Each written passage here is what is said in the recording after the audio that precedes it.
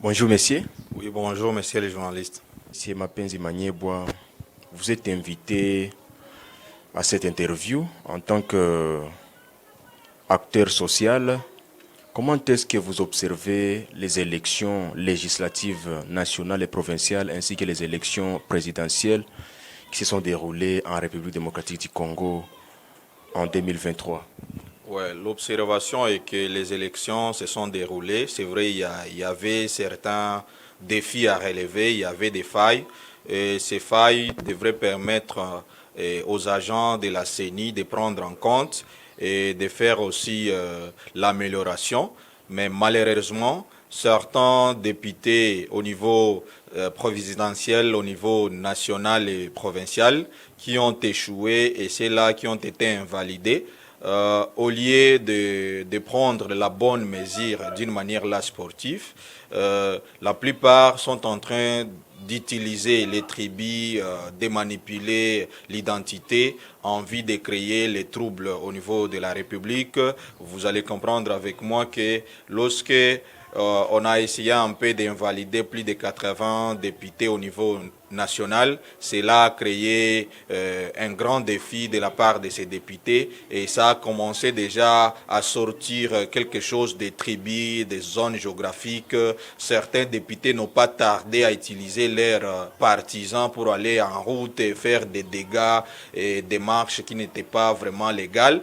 Et cela a contribué beaucoup plus au désastre. Et c'est cette observation que nous avons et qui ne nous amène pas vraiment à comprendre que la RDC est en train d'aller vers la marche de la démocratie. Comme vous terminez avec la démocratie, avec l'essai électoral en République démocratique du Congo, comment vous observez la démocratie en RDC? Est-ce que les électeurs choisissent les candidats sur leur propre choix ou bien ce sont les regroupements politiques eux-mêmes, entre guillemets, les autorités morales qui choisissent les candidats?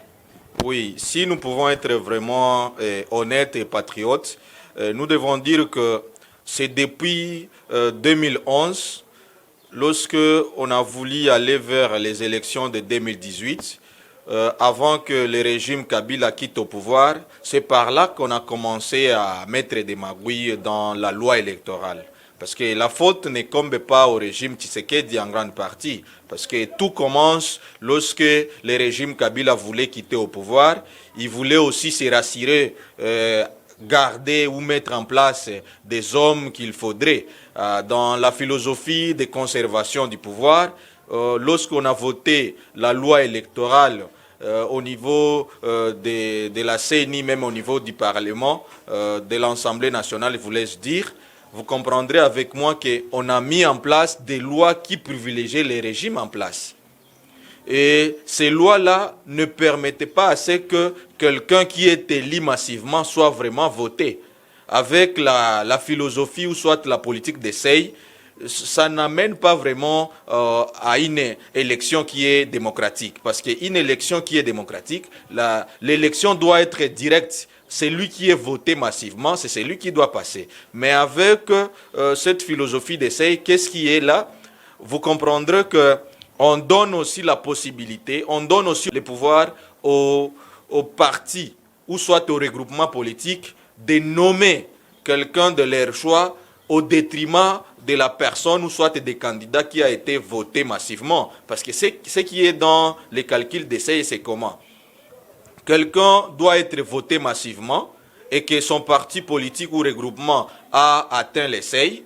Au niveau des regroupements, la loi électorale donne le pouvoir à ces partis politiques, aux autorités morales, aux chefs de regroupement de choisir quelqu'un de l'RV. Donc, tu peux arriver à avoir des voix qui te permettent d'être député lorsque ton autorité morale, lorsque le chef de regroupement n'a pas une bonne considération à ta personne, l'autorité morale, je m'excuse, la loi électorale lui permet de désigner une autre personne qui n'a pas même des voix qui devraient permettre à ce qu'il passe. Par exemple, dans la liste de ceux-là qui ont passé, si on peut aller dans les termes concrets, on peut dire que c'est Bouchourou qui est le premier. Mais comme Bouchourou n'a pas de bonnes humeurs, n'a pas de bonnes considérations chez l'autorité morale ou dans les regroupements politiques, on choisit le député X ou Y qui est quatrième ou soit cinquième sur la liste. Lui a beaucoup plus d'influence ou de considération à l'autorité morale. Et c'est ce qui crée la perturbation, c'est ce qui crée même des tensions au niveau de la population. Parce que vous allez comprendre que la CENI n'a pas vraiment travaillé dans la communication pour permettre à ce que toutes les couches de la population congolaise puissent vraiment maîtriser les calculs des seuils. Et c'est ce qui amène à ce que les députés eux-mêmes qui maîtrisaient vraiment les calculs des seuils et qui n'ont pas fait quand même des efforts pour contredire cette loi et qu'on puisse échanger pour rentrer dans la loi électorale de 2006, ils ont accepté d'aller ainsi. Et aujourd'hui, après les élections, ces mêmes députés qui ont accepté qu'on puisse aller avec ces seuils électoraux, qui commencent alors à utiliser encore la population pour lui dire, voilà, il faut aller réclamer, il faut aller en route, faire des mandamano, faire des marches d'une manière aussi illégale et avec des dégâts que nous savons sur le plan humain et sur le plan matériel. Des deux côtés, je trouve que c'est anormal, ni côté député, ni côté population, et côté aussi gouvernement, et côté de la CENI, il y a vraiment des défis à relever. Rentrons dans la ville d'Uvira et les territoires. Vous avez été présent au cours de la campagne électorale. Vous avez vu de votre propre œil comment les candidats ont bâti campagne jusqu'à arriver à la proclamation des résultats par la CENI. Comment vous avez accueilli les résultats des élections législatives nationales, d'abord au niveau du territoire et de la ville d'Uvira? En état toujours honnête, nous devons dire que les résultats sont subjectifs. Subjectifs pourquoi? Parce que dans la logique d'essai, on ne donne pas celui qui a plus de voix la chance d'être député national. Mais plutôt, on donne la chance à celui dont l'autorité morale, les regroupements politiques, a donné plus de considération. Parce que ce que vous devez aussi arriver à mettre dans la tête est que on est député par rapport à la loi électorale que nous avons utilisée en 2023, pas seulement parce que tu as des voix, tu as été voté massivement. Parce qu'il y a 3 niveaux. Il faut être voté massivement, ça c'est un, mais il faut avoir aussi la considération des regroupements politiques ou soit de votre autorité morale. Donc, dans ce sens, de ma part, je trouve qu'il faudrait que toutes les couches de la population essayent un peu de mettre pression d'une manière là positive pour voir si en 2028, si oui qu'il y aura des élections, qu'on change quand même certains éléments qui ne permettent pas aux députés qui se sont engagés, qui se sont donnés et que la population voulait réellement qu'ils soient députés. On ne les a pas vus dans la liste des 4 députés qu'on a proclamés au niveau de la CENI dans la circonscription d'Uvira. La population d'Uvira a 4 sièges au sein du Parlement. Et nous avons déjà vu les 4 députés qui ont été votés. Dans ces 4 députés, aucune femme n'a été élue. Comment vous avez observé cette situation?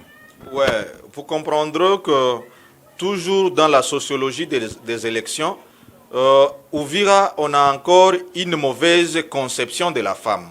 Parce que si on pourrait vraiment travailler dans ce côté du genre et politique, on devrait chaque fois, dans des élections à Uvira, avoir des femmes élues comme députés nationaux, élues comme des députés provinciaux. Parce que par rapport à la démographie d'Uvira, les femmes sont plus majoritaires. Mais qu'est-ce qui fait à ce que les femmes ne soient pas votées massivement? Cela prouve qu'en grande partie, la plupart des femmes n'arrivent pas à voter les candidates ou encore les députés femmes.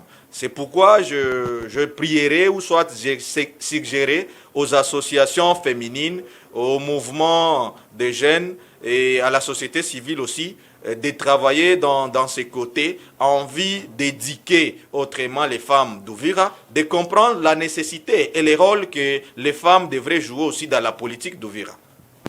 Voilà, les femmes elles-mêmes ont déclaré qu'ils ont été votés massivement par la population d'Uvira. Elles disent prendre l'option de saisir la Cour constitutionnelle peut-être pour qu'une des femmes soit retrouvé dans l'Assemblée nationale. Comment vous faites la lecture de cette déclaration?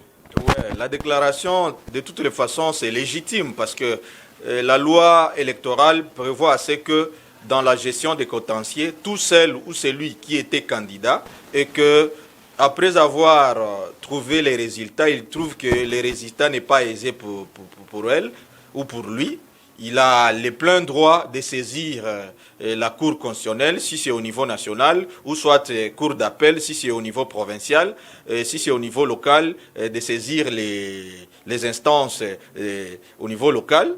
Mais néanmoins, c'est qu'il faut comprendre que dans cette logique des magouilles politico-électorales que les députés de 2018 ont fait, on ne permet pas, la loi électorale n'a pas donné la chance aux candidats d'aller vraiment directement au niveau de la Cour constitutionnelle ou soit Cour d'appel pour faire les recours.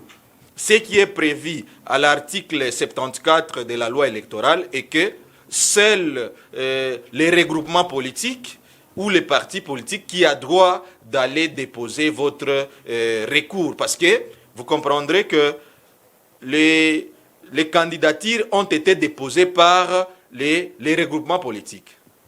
Et selon la loi électorale, comme les candidatures ont été déposées par les regroupements politiques, c'est les seuls regroupements politiques qui doivent déposer aussi les recours si vous sentez qu'il y a, vous avez été volé ou soit que les résultats ne vous plaisent pas. Donc, quelque part, vous comprendrez que ces femmes sont coincées. Ils sont coincés parce que vous pouvez donner votre recours au niveau des regroupements ou soit au niveau des partis politiques et que l'autorité morale est dans la majorité politique, il est dans le régime et il n'y trouve pas utile que votre recours soit mis au niveau des cours constitutionnels ou soit des cours d'appel.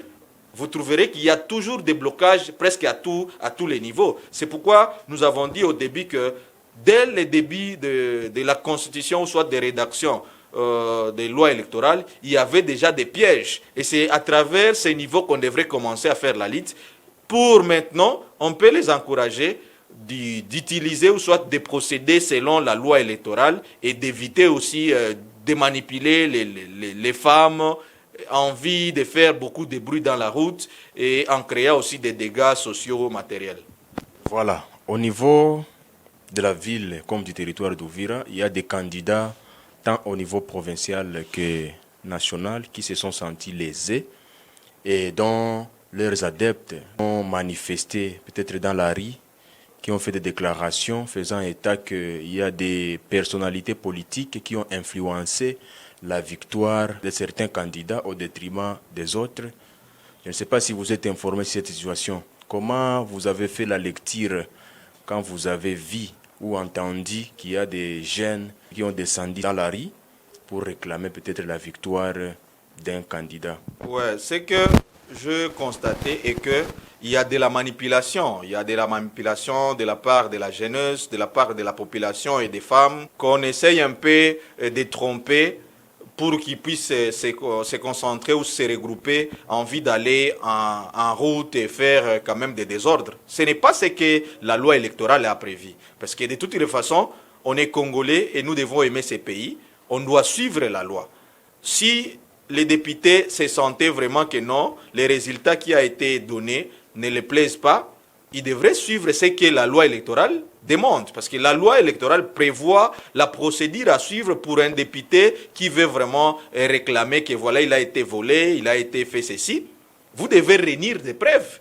Et une fois réunir des preuves, vous suivez la procédure de la loi électorale. C'est bien prévu dans l'article 174, au niveau provincial, au niveau national, au niveau présidentiel, voire même au niveau local. Tout est bien prévu. Mais le problème est que c'est lorsque on ne veut pas faire ce que la loi recommande, envie de faire la banalité, envie de tomber dans les tribus, envie de tomber dans les zones géographiques. Moi, on m'a pas cité ou on m'a pas proclamé parce que je suis de telle zone géographique, parce que je suis de telle tribu, parce que je suis de tel sexe. On doit éviter de tels types de déclarations. C'est quelque part se fouiller sur la faiblesse parce que si oui que tu sais que tu as été voté, c'est une bonne chose, mais il faut comprendre que par rapport à la loi électorale, par rapport au seuil, au calcul des seuils, il ne suffit pas seulement d'être voté massivement. Soit tu n'as pas pesé au niveau des regroupements politiques, soit tu n'as pas eu de considération au niveau de l'autorité morale de votre parti. Et tout a été bien planifié, tout a été accepté sur le plan législatif. C'est les députés nationaux, c'est les sénateurs qui ont élu cette loi. Alors, à quoi bon encore de commencer à mobiliser la population d'Ouvira, qu'ils puissent aller en route, commencer à faire du banditisme, commencer à faire des dégâts? Mais je trouve que quelque part, les instances judiciaires doivent quand même jouer un rôle en vue d'établir quand même la sécurité et mettre de l'ordre. C'est pourquoi j'appellerais même l'autorité urbaine de prendre quand même des mesures, parce qu'on ne doit pas accepter que chaque fois qu'il y a des contentieux, qu'on puisse quand même recourir toujours à la violence, qu'on puisse toujours recourir aux choses qui ne sont pas légales. À la suite des élections, il y a eu certaines personnes qui ont partagé des messages sur les réseaux sociaux. Et la haine a été partagée. À la lire où vont les choses, est-ce que la population d'Ouvira a voté ou a élu seulement les candidats de telle tribu et cette population a ignoré telle autre tribu? Comment est-ce que vous pensez sur cette situation? Ouais, je vais d'abord commencer à interpeller la conscience de tous, au niveau national comme au niveau local. C'est vrai, avec la sociologie politique de la RDC, nous avons tendance à tomber dans le tribalisme politique, nous avons tendance à tomber dans la géographie politique et de vouloir voter quelqu'un sur base des tribus. Moi, personnellement, je trouve que ce n'était pas tout à fait les tribus qui a compté. Parce que si vous regardez bien, ce qui a beaucoup plus compté, c'était l'influence populaire. Donc, la population d'Ouvira comptait beaucoup plus ou choisissait celui ou celle dont on trouvait qu'il est utile. Et surtout que tous les députés n'ont pas utilisé les mêmes techniques, n'ont pas utilisé les mêmes stratégies. C'est lui qui a réussi à communiquer plus avec la population, à être proche avec la population, à faire comprendre à la population sa capacité et son pouvoir, mais aussi à être beaucoup plus solidaire. Parce que vous savez que nous sommes en Afrique et nous avons tendance beaucoup plus à croire, quelles que soient les responsabilités, on a tendance à donner confiance à une personne qui est beaucoup plus solidaire. Cela veut dire que, c'est vrai, nous savons tous que le rôle des députés n'est pas de construire, n'est pas d'investir, mais avec la mentalité sociale des peuples congolais, des peuples d'Ouvira, nous avons beaucoup plus tendance à voter les gens dont ils essayent un peu de s'imposer dans la population. Si nous pouvons citer, si vous le permettez, de citer les noms de ceux-là qui ont été votés. Si vous regardez Amini Kabaka, par exemple, si vous lisez son histoire par rapport à son implication aux problèmes de la population de la plaine de Ruzizi, on va vous dire que c'est un jeune qui s'implique pour quand même améliorer les conditions de vie de la population de la plaine de Ruzizi. C'était un jeune qui était aussi impliqué pour quand même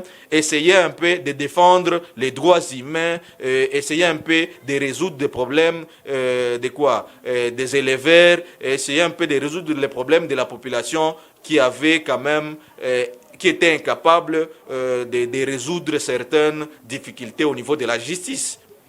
Alors, cet aspect a permis à ce que ces jeunes soient plus connus et soient acceptés dans la population. Je peux donner l'exemple de tous ces quatre. Vous comprendrez que les quatre députés qui ont passé, chacun avait ces techniques qu'il a utilisées et sur base de ces techniques, ils ont été choisis.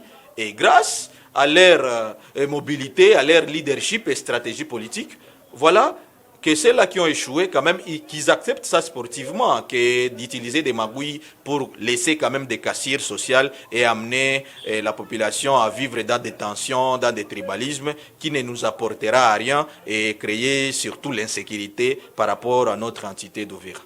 Voilà, maintenant que les candidats ont été proclamés et déclarés élus, que peut attendre la population d'Ouvira de ces candidats? Quelles sont peut-être les attentes maintenant de la population selon vous à l'égard de ces candidats élus?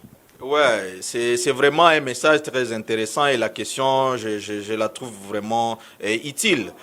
Aujourd'hui, si vous analysez un peu, depuis 2006, je peux prendre cette histoire politique immédiate. Depuis 2006, nous avons voté les députés nationaux, provinciaux. Nous les avons votés aussi en 2011. Bien qu'en 2011, on n'a pas voté au niveau provincial. Nous les avons aussi votés en 2018.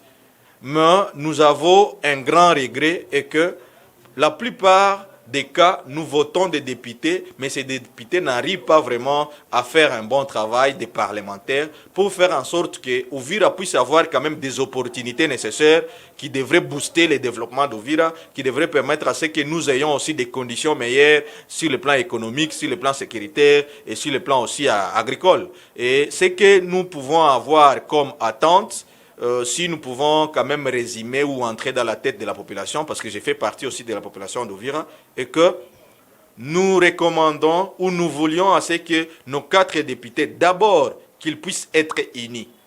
Parce que dans la plupart des circonscriptions de la RDC, les députés essayent ou réussissent lorsqu'ils sont unis.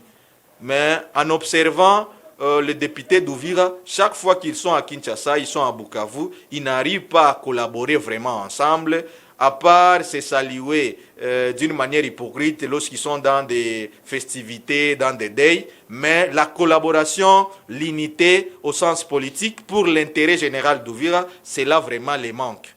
Donc la première des recommandations, nous exigeons, nous recommandons qu'il y ait l'unité politique, l'unité culturelle au niveau des députés nationaux et députés provinciaux de la circonscription d'Uvira.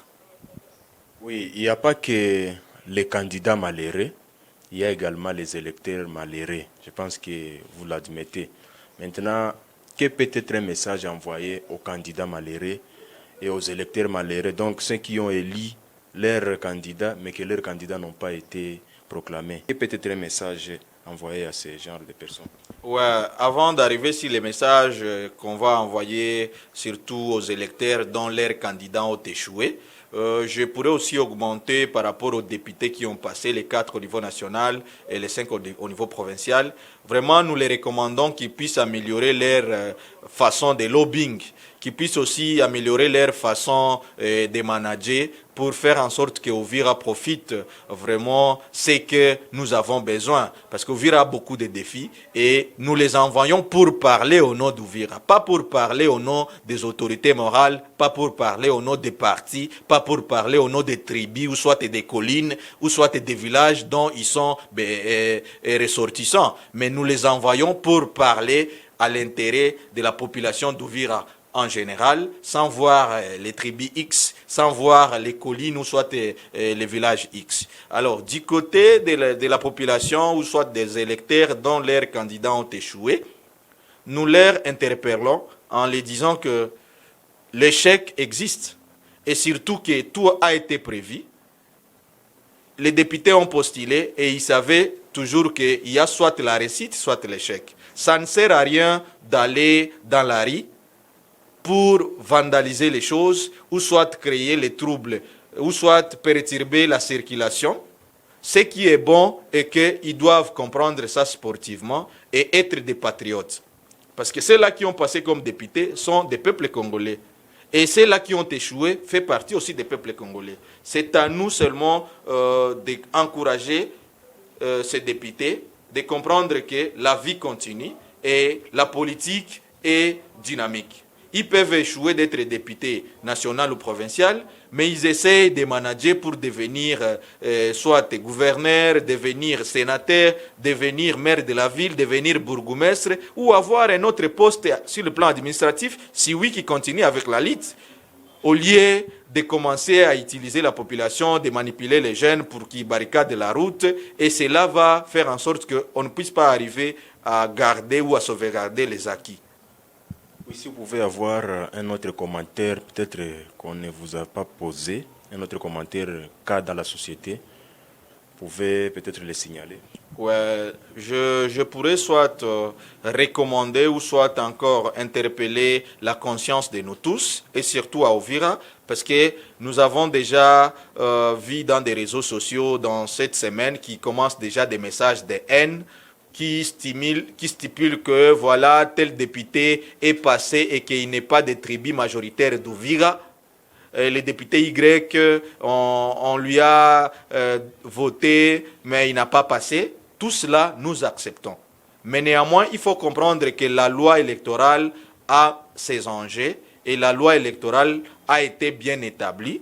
Si vous vous sentez mal à l'aise par rapport aux résultats, ça ne sert à rien d'aller dans la rue. Ça ne sert à rien d'inciter la haine. Ça ne sert à rien d'envoyer les messages qui incitent la haine tribale dans des réseaux sociaux. Ça ne sert à rien aussi de créer, je ne sais pas moi, des conflits entre les communautés au sein de la ville d'Uvira ou territoire.